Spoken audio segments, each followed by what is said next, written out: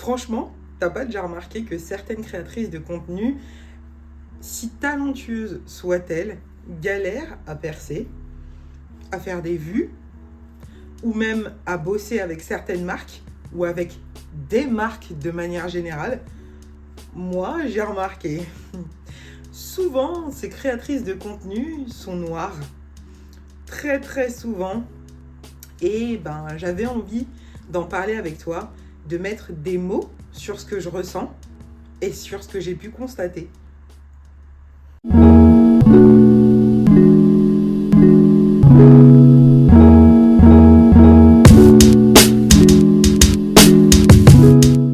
Hey, salut tout le monde, j'espère que vous allez bien. On se retrouve aujourd'hui pour une nouvelle vidéo. Dans mon dernier vlog, je vous en avais parlé, j'avais envie d'aborder des sujets qui me trottent dans mon jardin secret, dans ma tête, et que j'ai envie d'aborder depuis un long moment avec vous.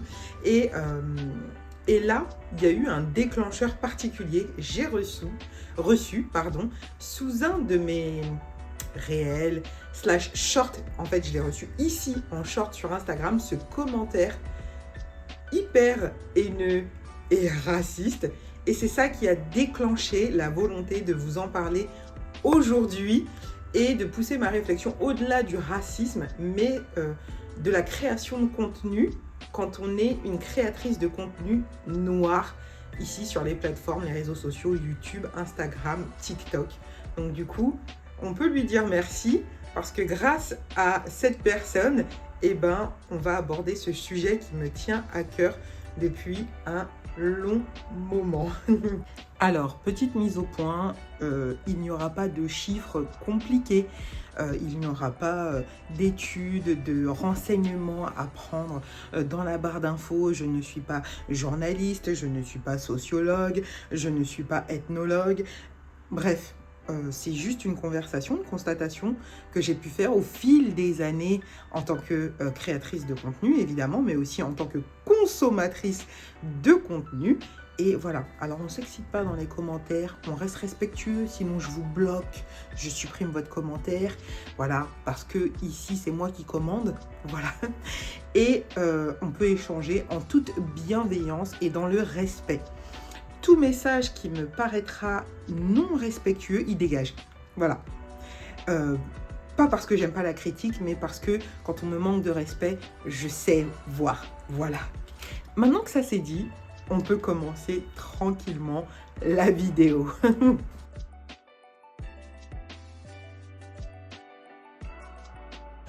On va parler un petit peu de l'algorithme de vos réseaux sociaux, YouTube, TikTok, Instagram et tous les autres. L'algorithme, c'est cette petite machine qui fait en sorte que plus vous allez consommer un type de contenu, plus il va vous le proposer. Par exemple, si vous adorez consommer du contenu mode, il va vous proposer essentiellement du contenu mode. Si vous aimez le drama, il va vous proposer principalement du drama. Si vous aimez du contenu sportif, c'est ce qui va vous balancer en priorité. Mais cet algorithme, il ne fait pas que ça. Il va aussi mettre en avant des choses qui ont du succès, qui fonctionnent sur les réseaux sociaux.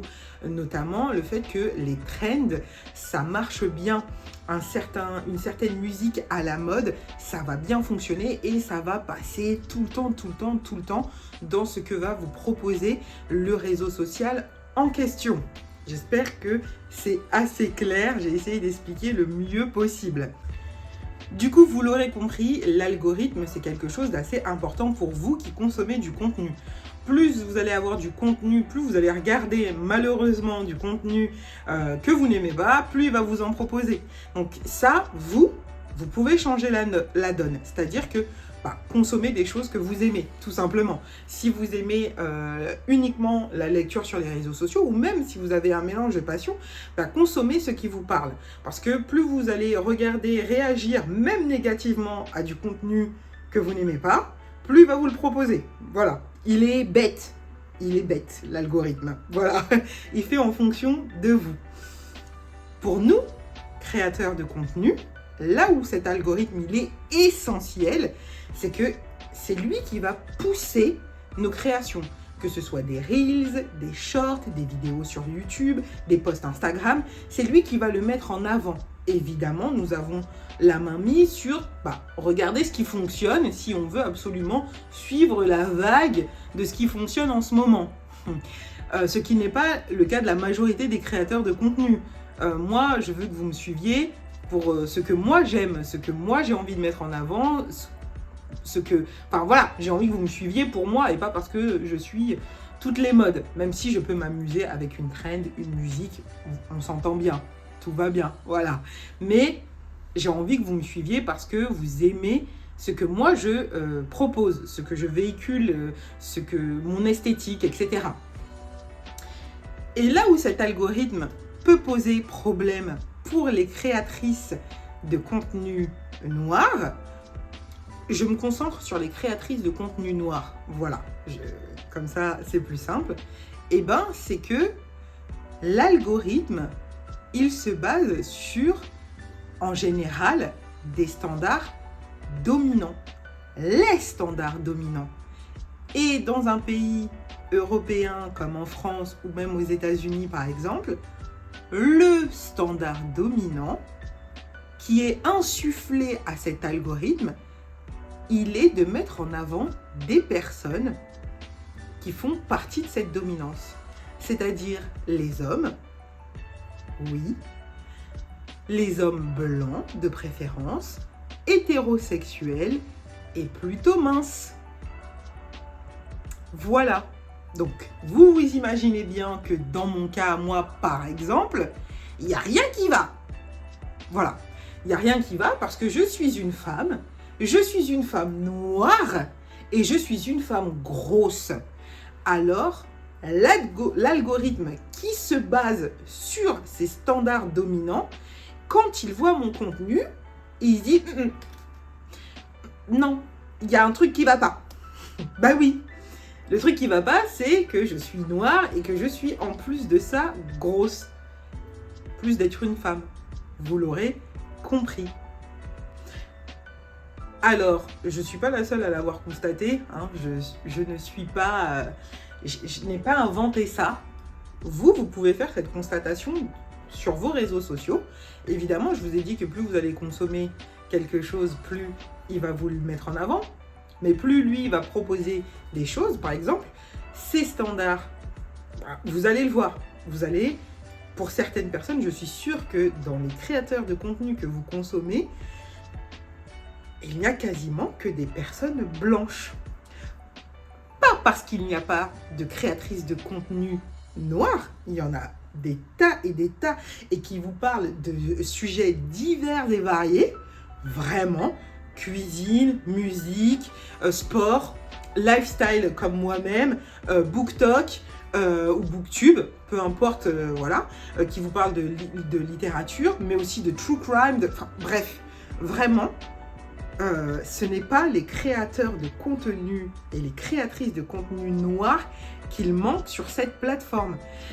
Et très souvent, même quand leur travail il est qualitatif, si on doit comparer deux créatrices de contenu qui font le même type de contenu et de qualité égale, vous allez avoir tendance naturellement, moi aussi, c'est pas un reproche, c'est une constatation, vous allez avoir tendance à suivre la personne blanche dans les standards dominants, voilà.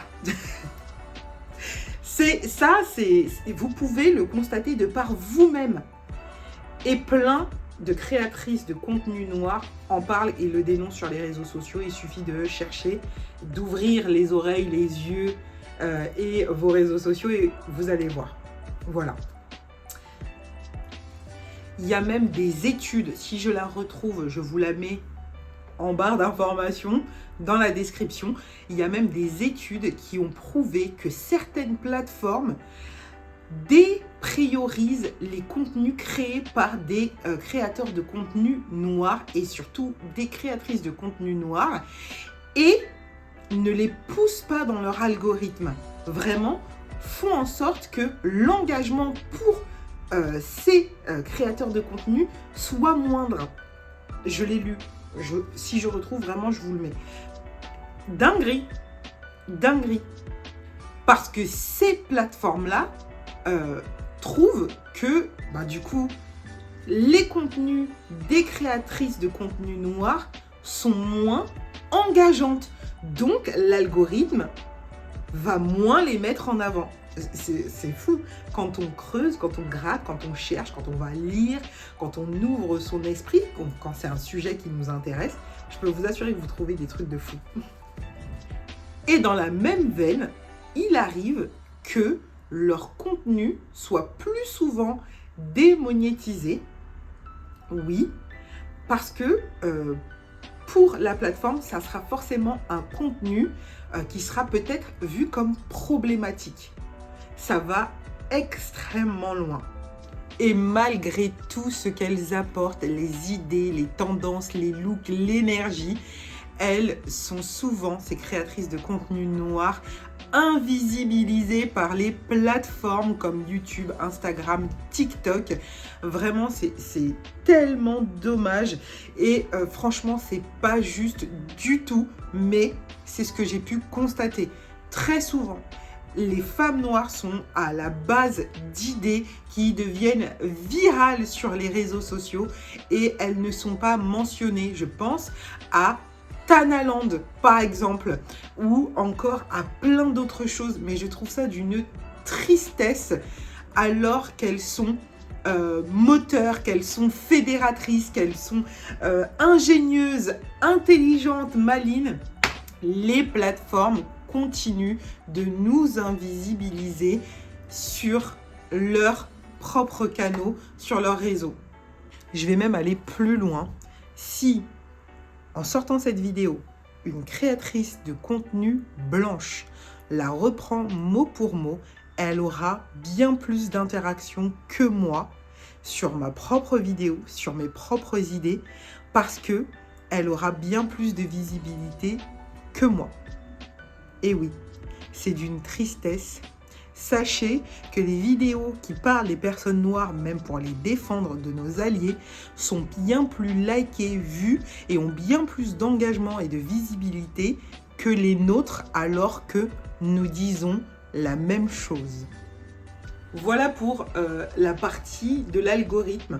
J'ai fait, bien évidemment, vous imaginez, en plus d'avoir ouvert les yeux et d'être un sujet qui m'intéresse, j'ai fait quelques recherches quand même, parce que c'est un sujet qui m'intéresse vraiment beaucoup. Donc vous voyez à quel point déjà les plateformes sont programmées pour faire en sorte que vous voyez moins, que vous ayez moins accès à ces créatrices de contenu qui sont noires. Déjà.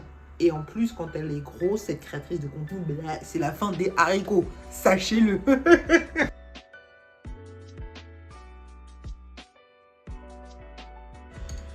Je bois un petit coup avant de vous parler de ce petit chapitre. Matcha. Latte matcha glacé. Une tuerie.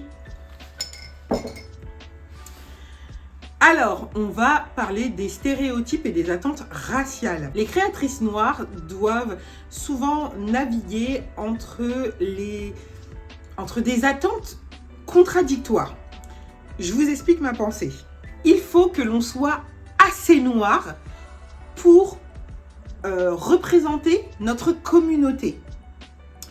Vous voyez, par exemple, je suis assez noire parce que je porte mon afro et mes cheveux naturels. Ça, c'est un exemple. Voilà.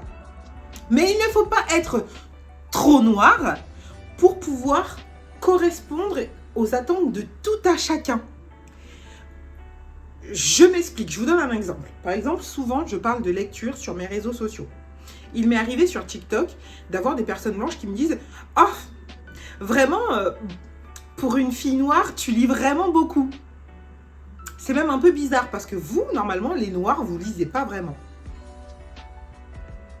Je serais donc trop noire pour lire autant. Et de l'autre côté, sur ce même sujet, j'ai des personnes noires qui m'ont dit « Ah, moi, les livres, ça m'intéresse pas, c'est un truc de blanc. » Vous voyez comment c'est difficile, cette charge raciale qui pèse sur nos épaules. C'est un truc de fou. Il faut que l'on contente tout le monde. Évidemment, je vous prends des exemples que j'ai eus en commentaire qui sont d'un extrême à un autre. Voilà, mais c'est pour vous expliquer à quel point il est difficile d'être une créatrice de contenu parce que, effectivement, on veut plaire à notre communauté parce que on se comprend, on connaît ses combats, ses difficultés, on a envie de se soutenir. En tout cas, moi, personnellement, j'ai envie de soutenir des créatrices de contenu noir, bien sûr, que leur contenu me plaise. Hein. J'aimerais pouvoir aider tout le monde, mais j'ai envie aussi que ça me plaise. Voilà, j'ai envie de le faire.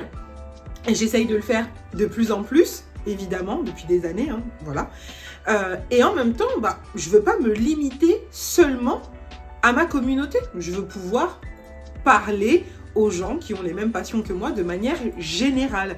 Donc ça inclut les personnes asiatiques, les personnes blanches, les personnes métisses, enfin, peu importe, les hommes, les femmes, les personnes qui sont qui n'ont pas de genre, bref, peu importe. Je veux pouvoir parler à tout le monde, que tout le monde puisse se reconnaître dans mon contenu. Donc c'est compliqué. Voilà. Par exemple, vous m'avez vu là à l'instant boire du matcha, ça va plaire aux blancs. D'une certaine manière. Ça va même plaire peut-être à la communauté asiatique, hein, parce que le matcha est une boisson qui vient d'Asie, je le rappelle, hein, même si elle est très à la mode en ce moment. Quand même, il faut rendre à César ce qui appartient à César. Et, ou même, peut-être même que la communauté asiatique va dire, vas-y, elle, tu vois, voilà. Et, en même temps, les Noirs vont me dire, ah, ça c'est un truc de babtou, ça, c'est berk, ça a un goût d'herbe. Voilà. C'est très très compliqué. Pourtant, moi, j'adore le matcha. Je le fais pas pour plaire aux Blancs ou aux Asiatiques ou aux Noirs ou ne pas plaire à un tel et un tel. Je le fais parce que moi, j'aime le matcha. D'ailleurs, je rebois un coup.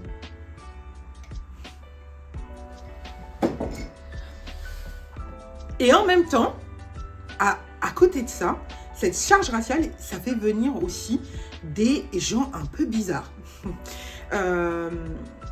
Comme les gens qui aiment fétichiser les femmes noires. Quand on est une femme noire et grosse, je peux vous assurer. Oh la vache! Et le nombre de DM que je reçois de trucs, de gens, de choses bizarres, je vous raconte pas. Parce que je m'expose. Voilà. Il y a ça aussi.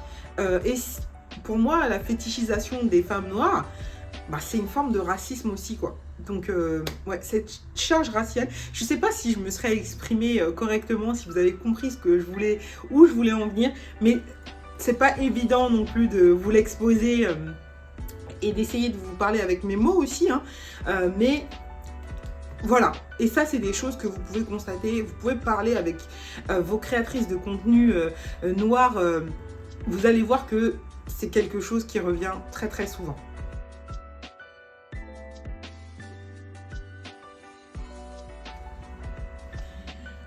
Nous avons aussi moins d'opportunités commerciales, il faut le dire. Les marques choisissent souvent des créatrices selon des critères marketés. Et là aussi, les femmes noires, les créatrices de contenu noir sont moins souvent sollicitées. Et quand elles le sont, elles ne sont soit pas payées, soit moins bien payées pour un contenu équivalent. Dans certaines campagnes, elles sont aussi utilisées comme totem de diversité. C'est-à-dire qu'on va les faire venir pour dire, vous voyez à quel point notre marque est cool, à quel point on est diversifié, on est inclusif, alors que ces créatrices ne sont jamais mises en avant. Vous l'aurez compris, pas de répartition égale. Tout à l'heure, je vous parlais de la charge raciale qui pèse sur nos épaules et là aussi, pour travailler avec des marques, elle refait surface. C'est-à-dire qu'on doit montrer patte blanche. On doit avoir un contenu quasi parfait et safe pour la marque. Pas parler de nos opinions politiques, pas dire à quel point les marques sont racistes. Autant vous dire que je suis dans la merde. Voilà. Pas de collaboration pour Brunel. Noire, femme, grosse. Et en plus, elle ouvre sa gueule sur des sujets qui font chier. Oh là là, je vous raconte pas le bordel. Et en plus de ça, en moyenne, les créatrices de contenu noir sont payées à 35% de moins que les créatrices de contenu blanches. Triste histoire. C'est une étude qui le dit. Si je la retrouve, encore une fois, je vous la mets en barre de description.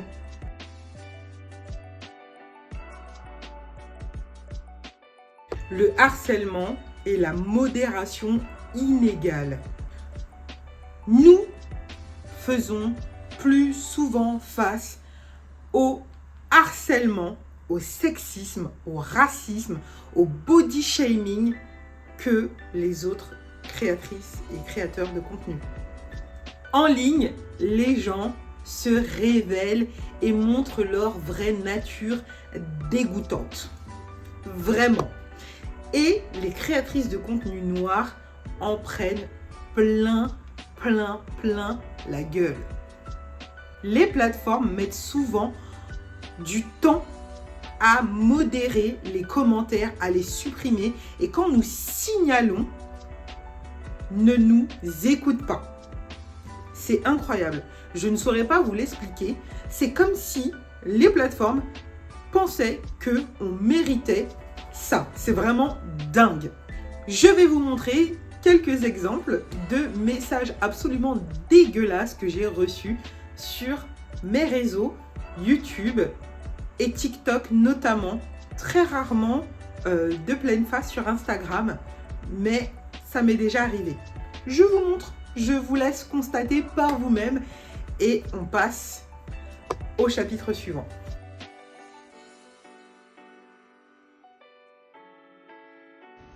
Bonsoir, alors je viens répondre à ça là.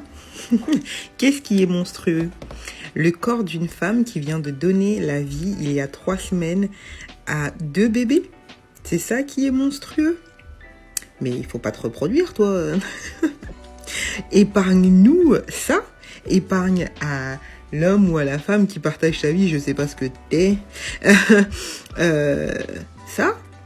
Parce que si tu trouves que mon corps est monstrueux, eh ben, tu mérites pas d'avoir le bonheur d'avoir des enfants.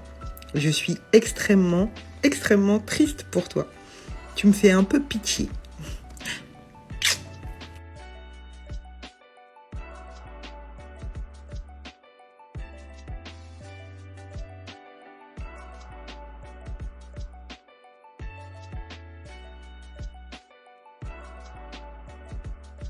I want to say, fuck you. Oh, fuck you, fuck you. Fuck you, fuck you. Fuck, fuck, fuck, fuck, fuck, fuck, fuck, fuck, fuck, fuck. Et c'est Chloé qui remporte la palme du commentaire le plus raciste. Putain. Après l'autre, là, la Satine qui me dit que du coup, c'est parce que j'ai eu des rapports sexuels avec 2 hommes différents que mes jumeaux ont 2 couleurs différentes. Toi, carrément, le blanc, il n'est pas à moi. C'est pas possible. C'est pas possible qu'une femme noire ait un enfant blanc. Et ben alors, je t'invite à aller t'éduquer très rapidement et très fortement. Et est-ce que tu te rends compte que ton commentaire est raciste?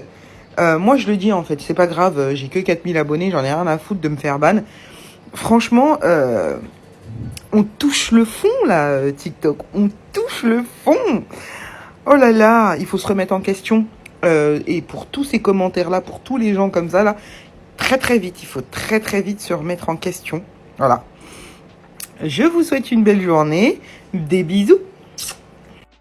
Bonjour. Alors, ce genre de commentaire est ridicule.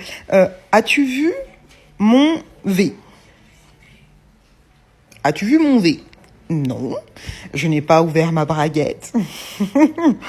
Épargne-nous ça, par pitié, ce que tu vois. Quand tu vois une femme qui allaite son enfant, c'est que tu la vois en train de le nourrir.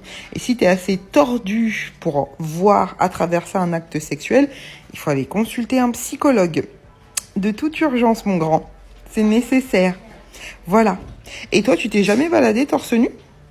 À la plage, à la piscine, ou même quand t'as trop chaud dans les rues? Allez, bonne journée.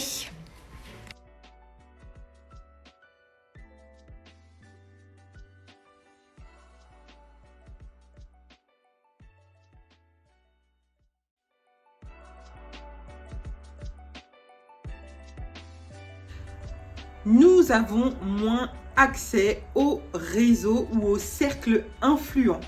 Les créatrices blanches, surtout quand elles sont dans les standards de beauté, ont facilement accès aux réseaux professionnels, aux cercles d'influenceurs. Elles sont plus souvent invitées aux événements. Elles bénéficient aussi de ce petit cercle de créatrices qui sortent du contenu croisé. Et donc, du coup, elles bénéficient de cet engouement. Par exemple, je me prends moi parce que je suis la créatrice de contenu noir que je connais le mieux. Moi, quand je collabore avec des marques, déjà, c'est toujours non rémunéré.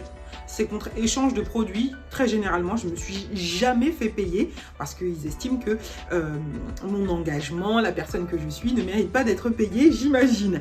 Mais au-delà de ça, c'est toujours moi qui fais l'effort de demander à la marque. Personne, sauf une marque qui est venue me démarcher toute seule, personne ne vient me solliciter. Donc, je dois aller frapper aux portes, très souvent ne pas mériter de réponse, parce que moi je suis qui pour mériter un nom écrit? Personne apparemment. Et que ce soit pour les maisons d'édition ou les marques de cosmétiques ou autres, vraiment toutes les marques, je les mets toutes dans le même panier. La plupart ne vont même pas vous répondre, vraiment.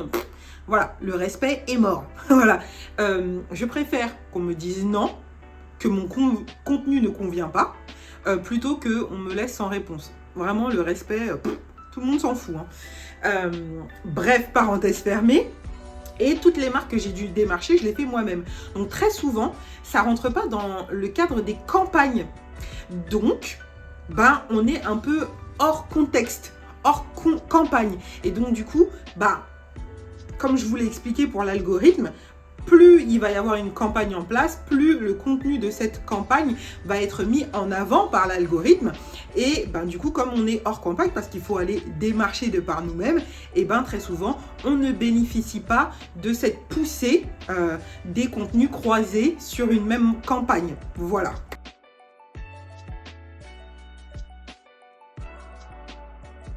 Bon, maintenant que j'ai fini de me plaindre, comme le disait ce charmant commentaire, oui, je vais vous le remettre encore une petite fois parce qu'il faut que je le rentabilise. Il faut qu'il ait servi à quelque chose, n'est-ce pas? Et en plus de ça, c'est lui le déclencheur de l'envie de faire cette vidéo. Donc, je vous le remets là. Ça change. Petit à petit, c'est en train d'évoluer doucement, mais sûrement. Et malgré ces obstacles, il y a de nombreuses créatrices de contenu noir qui percent et qui sont mis en avant par l'algorithme et qui même dominent dans leur domaine, vraiment. Elles développent leur communauté qui est forte. Elles développent leurs propres projets aussi. Livres, podcasts, marques, tout ce que vous voulez. Vraiment, documentaires, bref, il y en a pour tous les goûts. Et évidemment, elles se soutiennent entre elles de manière stratégique, mais aussi avec beaucoup de complicité et de sollicitude. Et ça, c'est vraiment beau à voir aussi.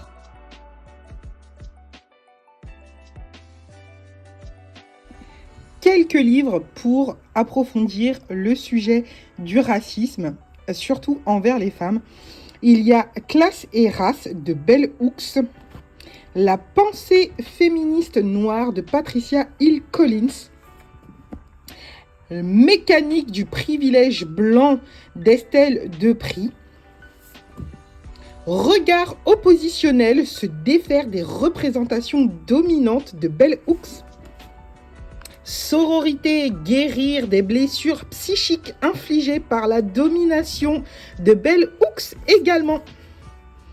Kif Taras de Rokhaya Diallo et Grace Lee. Et Féminisme et pop culture de Jennifer Padjami. Vraiment, allez-y, foncez. C'est la fin de cette vidéo. J'espère qu'elle vous aura plu. C'est quelque chose que je n'ai jamais fait. J'ai dû travailler dessus, comme je vous l'ai dit, parce que c'est pas du contenu que je fais d'habitude. Je suis pas super à l'aise dans cet exercice-là. Donc, moi qui n'écris jamais mes vidéos, là, je l'ai un petit peu fait pour structurer ma pensée et pour structurer aussi la vidéo. Si elle vous a plu, cette vidéo qui m'a demandé quand même un petit peu de travail, n'hésitez pas à liker, à commenter, toujours dans le respect. Faites gaffe. Et à vous abonner si ce n'est pas déjà fait. N'hésitez pas à la partager. Peut-être que le sujet pourra intéresser quelqu'un de votre entourage. En tout cas, moi j'étais très contente d'avoir cette petite discussion entre nous. Et je vous fais plein de gros bisous et je vous dis à très très vite pour une nouvelle vidéo. Mouah!